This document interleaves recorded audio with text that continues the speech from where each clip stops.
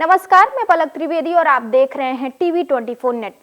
Bahujan Samajwadi party की मुखिया मायावती अपने सख्त फैसलों के लिए जानी जाती हैं। भले ये तब की बात हो जब बसपा यूपी की सबसे मजबूत पार्टी हुआ करती थी, या फिर अब वो अपने सबसे बुरे दौर से गुजर रही हो। मायावती के तेवरों में अब कोई बदलाव नहीं आया है। कभी कभी उन्होंने कई बार अपने सख्त फैसलों की वजह से तमाम सियासी पंडितों को भी हैरान कर दिया है। बता दें कि पार्टी की भलाई और पार्टी कार्यकर्ताओं के सम्मान के आगे उन्होंने कभी किसी को नहीं बख्शा, भले ही वो उनके करीबी हो या फिर उनके रिश्तेदार। उन्होंने सख्त एक्शन लिया है। वही इस समय बहुजन समाजवादी पार्टी के अंदर अंदरूनी हलचल मची हुई है। पार्टी की बसपा सुप्रीमो मायावती ने कल एक चौंकाने वाला फैसला लिया है। मायावती ने अपने भतीजे आकाश आनंद को बसपा के सभी पदों से हटाने का ऐलान कर दिया है। बीते लोकसभा चुनाव में भड़काऊ भाषण देने पर आकाश आनंद को सारे पदों से हटाने के बसपा सुप्रीमो मायावती के फैसले को उनकी राजनीतिक दूरदर्शिता माना जा रहा था। तब उन्होंने आकाश के सियासी पारी को बचाने के लिए खुद कार्रवाई करने का फैसला किया था, पर इस बार मायावती ने ये फैसला पार्टी में दो फाड़ होने के डर से किया है। बता दें कि रिश्तों की माया में नहीं फंसते हुए उन्होंने आकाश पर सख्ती के साथ उनके ससुर अशोक सिद्धार्थ को भी खूब खरी खोटी सुनाई। इतना ही नहीं, राजनीति से दूर आकाश की पत्नी को भी उन्होंने नहीं बख्शा।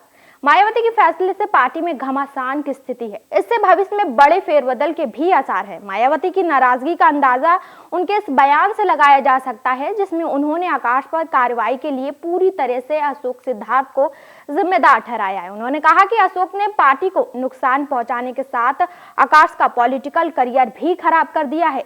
इसी वजह से आनंद कुमार ने बदले हालात में पार्टी व मूवमेंट के हित में अब अपने बच्चों का रिश्ता गैर राजनीतिक परिवार के साथ ही जोड़ने का फैसला किया है। जानकारों की माने तो मायावती के इस फैसले के बाद पार्टी के आगे की राह आसान नहीं है। अशोक सिद्धार्थ और आकाश आनंद के समर्थकों का यह फैसला रास नहीं आएगा, जिसकी वजह से पार्टी दो धड़ में बढ़ सकती है। हरियाणा के बाद आकाश को दिल्ली विधानसभा चुनाव की जिम्मेदारी सौंपी गई थी, जिसमें मायावती की अनुमति के बिना अशोक सिद्धार्थ हस्तक्षेप करने लगे थे। अशोक के पास दक्षिण के राज्यों की जिम्मेदारी थी, पर वे खुद को मायावती का करीबी रिश्तेदार बताकर पार्टी नेताओं और कार्यकर्ताओं को धमकाने लगे थे। बीते कुछ दिनों में बसपा नेताओं के लिए शादियां मुसीबत बन गई हैं। इससे पहले वरिष्ठ नेता मुनकाद अली के बेटे की शादी में शामिल होने पर पार्टी के कई नेताओं पर कार्रवाई की गई थी। पार्टी ने इस शादी में बसपा नेताओं के जाने पर रोक लगाई थी। इसके बाद अशोक सिद्धार्थ के बेटे की शादी आगरा में हुई, जिसमें आकाश आनंद तो मौजूद रहे, लेकिन बसपा सुप्रीमो ने दूरी बना ली। सूत्रों की माने तो शादी में भी अशोक अपना शक्ति प्रदर्शन कर रहे थे, जो मायावती को रास नहीं आए। उनकी सहमति के बिना पार्टी के कई नेता शादी में गए थे, जिससे वे नाराज थी। वहीं बहुजन समाजवादी पार्टी सुप्रीमो मायावती ने 2027 में होने वाले विधानसभा चुनाव को देखते हुए संगठन में कई बड़े बदलाव किए हैं। उन्होंने प्रदेश के हर मंडल में 4 कोऑर्डिनेटर बनाए हैं। इसके अलावा बसपा ने 2 जिला प्रभारी और 2 विधानसभा प्रभारी भी बनाए हैं।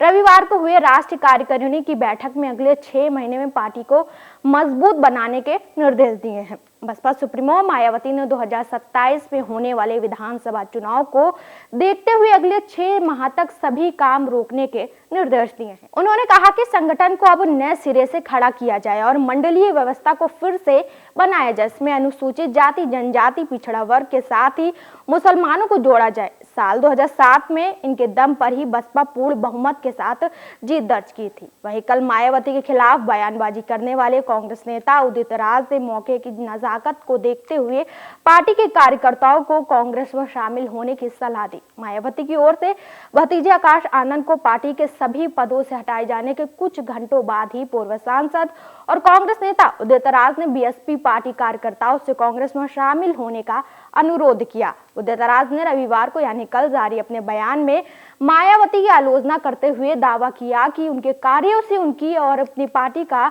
पतन होता जा रहा है। मायावती अपनी पार्टी को खत्म कर रही हैं और बहुजन समाज पार्टी में दलितों या ओबीसी के लिए कोई मिशन नहीं बचा है। आपको बता दें कि उदित राज मायावती के खिलाफ लगातार मुखर रहे हैं। इससे पहले उदित राज ने 17 फरवरी को मायावती पर बड़ा हमला बोला था। तब उन्होंने उत्तर प्रदेश के पूर्व मुख्यमंत्री मायावती पर सामाजिक कल्याण आंदोलन को कमजोर करने का आरोप लगाया और ये भी कहा था कि उनका गला घोटने का समय आ गया है।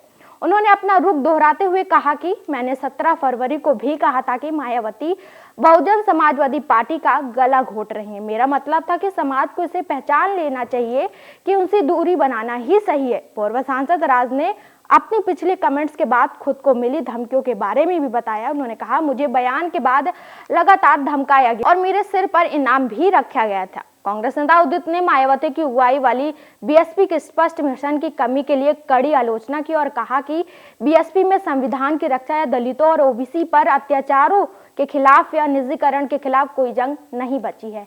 अपने बयान के अंत में उदित राज ने बीएसपी के कार्यकर्ताओं से पार्टी छोड़कर कांग्रेस में शामिल होने का अनुरोध किया।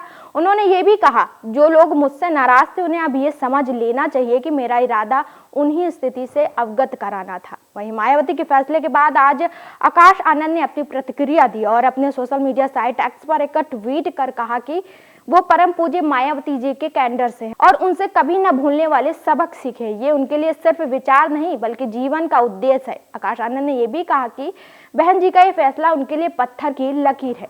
वहीं बताते चले कि 15 मार्च को बसपा संस्थापक काशीराम की जयंती पर होने वाले कार्यक्रमों की रूपरेखा के बारे में भी मायावती ने बताया। पश्चिम यूपी में केवल मेरठ मंडल के पार्टी के सभी लोग पूर्व की तरह गौतम बुद्ध नगर में जयंती मनाएंगे। लखनऊ मंडल, कानपुर और अयोध्या मंडल के सभी नेता लखनऊ में मान्यवर काशीराम स्मारक स्थल पर जाएंगे। बाकी सभी 14 मंडलों के लोग अपने अपने जिले मंडल में हर वर्ष की तरह कार्यक्रम आयोजित करेंगे। फिलहाल के लिए इतना ही। ऐसी ताजा जानकारी और खबरों के लिए हमारे साथ जुड़े रहिए और देखते रहिए टीवी 24 नेटवर्क।